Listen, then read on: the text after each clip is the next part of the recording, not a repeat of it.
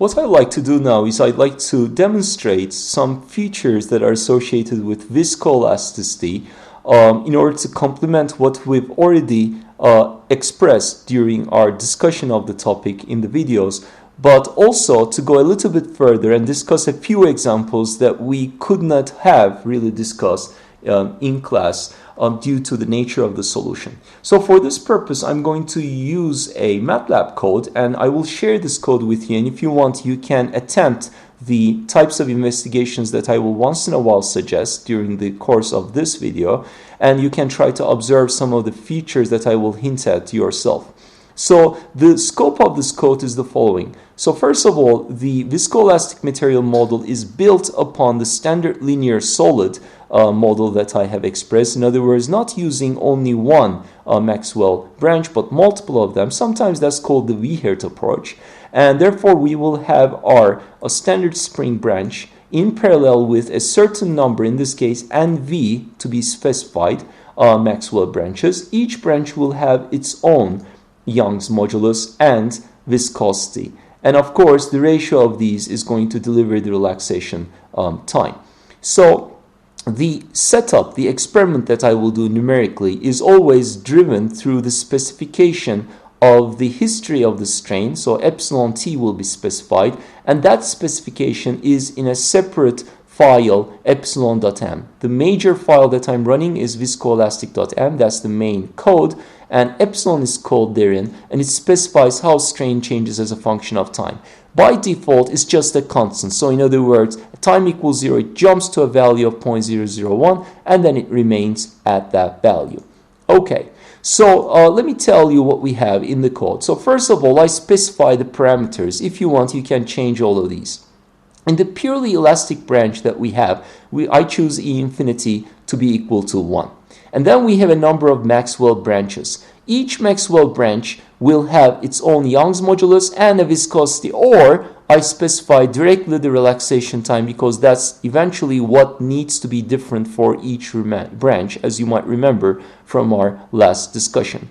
So eventually when I need the viscosity, I will just post-process that information from tau times the corresponding Young's modulus. Okay, I specify a number of branch values, so you can specify as many as you want. So if you want more, you can put in E3 and tau 3, E4 and tau 4, etc. Every time try to pick a larger and larger relaxation time with respect to the previous one. You can change all of these, and the number of branches eventually will be chosen up here with this variable NV. So when I say it's 1, there might be as many as you want here, but it's just going to use the first one. When I pick it to be 2, it's just going to use the first 2 branches when it's making the calculation. So you can enter as many as you want and choose the actual number you want to eventually employ up here and change that number to pick more and more branches from your list. So there are always a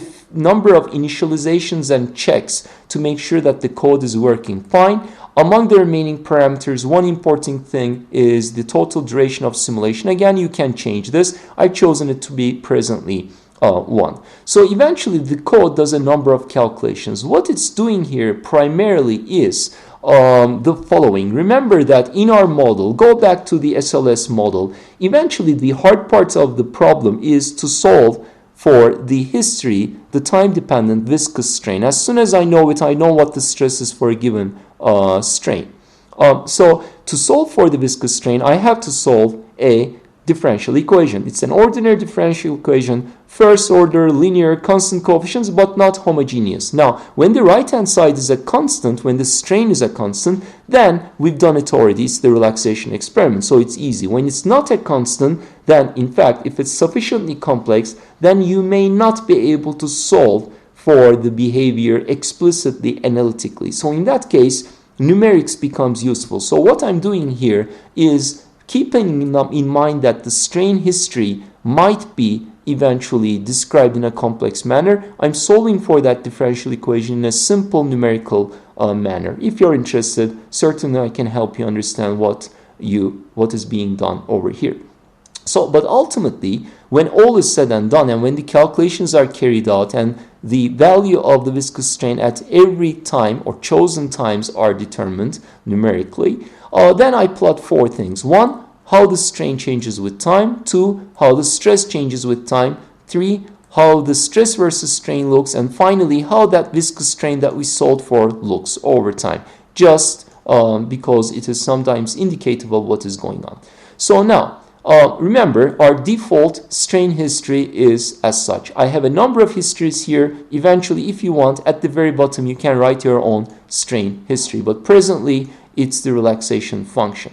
So let's go back and run the experiment. Remember, I'm using just presently a single Maxwell branch. That branch has a Young's modulus of 10. The E infinity is 1. So the stress should somehow have to start from a large value and decay down to a smaller value. 10 and 1 are values I will keep in mind, and 0.002, the relaxation time, is a value that I will keep in mind. So with that being said, I run the code and I visualize the outcome. So as I said, that's the strain history. Nothing fancy. It's the relaxation experiment. It jumps and remains constant.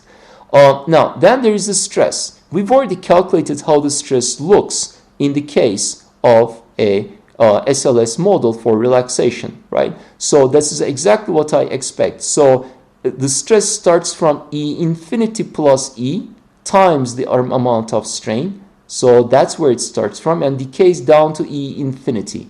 Okay. And that decay is exponential and governed by the time constant, or the characteristic response time of the polymer, which is the relaxation time. So this is a picture that we're also accustomed to. I've also plotted here the viscous strain. Remember, the initial conditions we give are that the viscous strain initially is 0. That's the condition we use in the analytical solution for the relaxation of the SLS model. Starts from 0, and as in that example that we solved, the final value is actually the strain that we impose. You can go back and check. So the fact that we see the viscous strain going to a constant value and staying there means that essentially the polymer has reached its final response in terms of viscoelasticity. So now, in other words, we're at the soft limit, having started from the stiff limit. Now, I've also plotted stress versus strain behavior, not because it's very indicative of what is going on here in the present case, but eventually it's going to be useful. So stress versus strain, initially it's 0. All of a sudden the strain jumps here and the stress jumps up there. So the line connecting the two is really not meaningful. It doesn't take time to reach there. It just jumps all of a sudden, but I connect it anyway. Strain remains constant. The stress decays over time. So it's not a very indicative plot, not a very informative plot, not informative as the remaining ones are, but I keep it there anyway for the future. So one thing you may want to do is, you may just want to keep this, of course, but what you may want to do is you may want to go down, and there is this portion of the plot where instead of stress, you can plot the relaxation function on a log-log scale. So if you uncomment this and then run the code once again, what you will obtain is essentially the same output, except that stress versus time is replaced by relaxation function versus time on a log-log scale. And we see that it starts off at 11, that's E infinity plus E, and goes to 1, which is E infinity.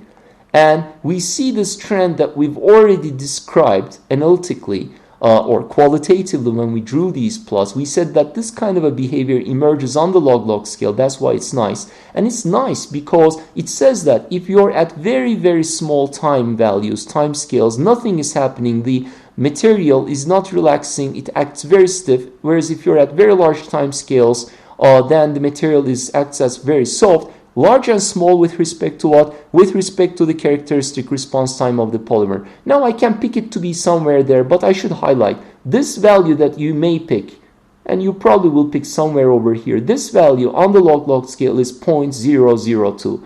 Well, what is special about 0.002? Well, 0.002 is nothing but the relaxation time of that branch that we are using. We're using a single one. Okay, good. So going back, this is certainly something you can plot, but instead I plotted this. All right. Now, another thing you can do now is you can go to this function and pick NV equals 2. Now, in that case, it's going to go ahead and take into account the second branch as well during the calculations. And in that branch, we have a different Young's modulus and a higher relaxation time. Remember, you can always add more. Just make sure that relative-wise, in the ordering, the relaxation times, if you like, keeps increasing, or in fact, at least they are different, because if you pick them the same, remember, it really doesn't matter. It's as if you have only one. Okay, so I picked 2 relaxation times, and with that, I'm going to go ahead and do a new simulation. I picked NV equals 2, and that is the outcome. And the previous one that I had was this figure, and now I can go ahead and compare them with each other. So, well, let me just go back and actually uncomment the relaxation function option, which certainly we can keep, but presently I don't want to discuss that portion. So I'm just gonna, oops, once again, I made a mistake. I wanted to comment this and just run the code, and there you go.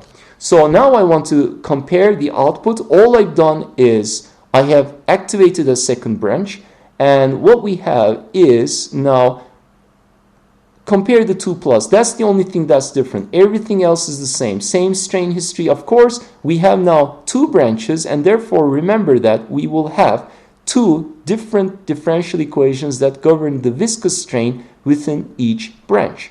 And each one is supposed to be solved separately, and what we notice here is that the viscous strain in the second branch, unlike the first one, has not yet saturated to a certain value, which indicates that the polymer has not reached its ultimate soft behavior, and which is going to indicate that the stress likewise is not going to reach its limiting value. Why is that? Because the second relaxation time that I chose was significantly larger than the first one.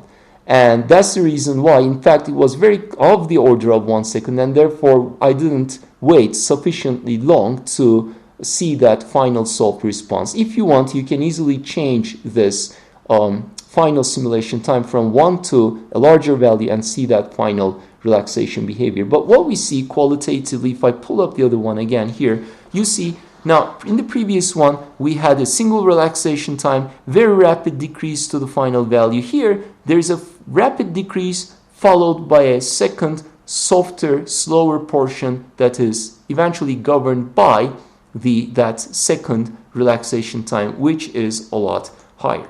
So I'm just going to close these off, and now if I come back up here and show you again, remind you that that second relaxation time was 0.4, 20 times larger than that one, and therefore the simulation time of 1 second that we specified here was not enough.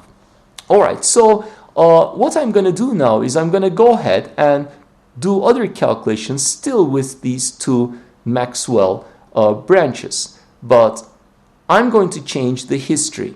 So I'm going to comment this portion, and I'm going to pick a different history of strain. So in this case, we have relaxation with reversal. The strain remains as 0, and I don't do anything for a while, and then I increase it. So that portion would have been together a relaxation time with some initial waiting time of that much, and subsequently, which is precisely total time over 4, which is 1/4 of a second. But then I don't wait forever, I push back. So I pull by that much, that's the strain, and then I push back to 0. Okay, so let's go back and observe what happens in that case. What happens in that case is that so you see, I first push the strain, and then it remains there, and then I don't let it relax forever. Instead, I push back. And again, just like here, this jump is associated with the springs, the elastic portions of the material behavior. There is an immediate response again, but then I keep the strain at 0, so the stress again relaxes. In this case, if I wait a little bit longer, again, you will see that it will ultimately relax to a value of 0 because I'm coming back to the initial conditions. So initially, no stress, no strain. So eventually, if I push no strain at the end, I should have here no stress. I see that I have not yet reached that value because the second viscoelastic strain, the one that's associated with the higher relaxation time, has not yet reached its final value, which is supposed to be 0. The first one has. That's the way it has changed. Now, in this case, it turns out we could also do an analytical solution, by the way. Certainly, we could do it. But there are more complicated scenarios when the calculations become more and more cumbersome. So let me go ahead and just demonstrate at least one or two. The first one is, I'll just go ahead and comment that out, and then I will do another loading. In this case, I'm going to do a cyclic loading. So the overall simulation time is going to remain as whatever I prescribe per cycle, okay? But I'm going to scale the simulation time with a number of cycles, or I'm going to impose this number of cycles, and the way it will vary is in this fashion, sort of sinusoidal, and the mean is not 0, okay? So let me go ahead and save that, and then I will run the simulation. And now this is what you observe. So I impose a strain. The strain changes sinusoidally. The mean is not 0. It is 1, 10 to the minus 3. That's what I used to have as a constant in the relaxation experiment. Now that's the mean. Now, as a result of that, the stress changes. How do I know that it changes that much? Well, at any stage, I know what the stress is, provided I know what the viscous strain is. So the differential equations are solved numerically for the viscous strains, and that's how they change. Okay? Notice that after a while, very quickly, one of the viscous strains start to change exactly qualitatively, not magnitude-wise, but qualitatively similar to the strain that I'm imposing. The other one sort of approaching that sinusoidal variation, but slowly. Okay, I will give you a analytical assignment. If you want, you can work on that and eventually figure out the final behavior from the differential equations yourself. So now that we know the viscous strain history, in other words, how epsilon v's change over time, I know how the stress changes over time, and that's how it changes. But interestingly here, you can go back to the stress versus strain history, and now you see that at any given point in time, there is a well-defined stress. There are no jumps here every point, so the evolution is smooth. It goes like this, and you see it evolves in some strange fashion cyclically. Every cycle that I take, it's moving over and over again until it reaches some limit cycle where the cycles are now getting laid on top of each other, and so you see this thicker blue line appearing, and that's the limit cycle for this type of loading for this viscoelastic material behavior. And that limit cycle starts here, goes up there, goes back to 0. So you see that interestingly we seem to have negative stresses appearing, although I'm not pushing on the material. And that's the interesting behavior that automatically emanates from this viscoelastic behavior that I am able to simulate, which you certainly could do if we could also explain the numerics a little bit, but that's outside the scope of this course. But still, it's nice to see this behavior emerging. Now, what you can certainly do is try other strain histories. Let me just do one more. I'm going to pick instead of a sinusoidal loading, I'm going to pick a triangular loading. And so if I uncomment that and save that history, I'll go ahead and employ that in the simulation. And now this is what you obtain. So now it's triangular, so there are these corners. Those corners are reflected to the stress variation as well. And eventually when you look at the stress strain plot over time, you see these corners appearing. Again, this is a complicated stress versus strain behavior. If I had asked you how one could possibly obtain the stress strain behavior for this strain history based on our understanding of elasticity alone, we certainly couldn't have answered that question. Now that we understand what viscoelasticity means, if in the future we see such a stress strain curve, we understand that the underlying mechanisms are certainly to a large extent governed by viscoelastic material behavior. And that was the goal that we wanted to accomplish.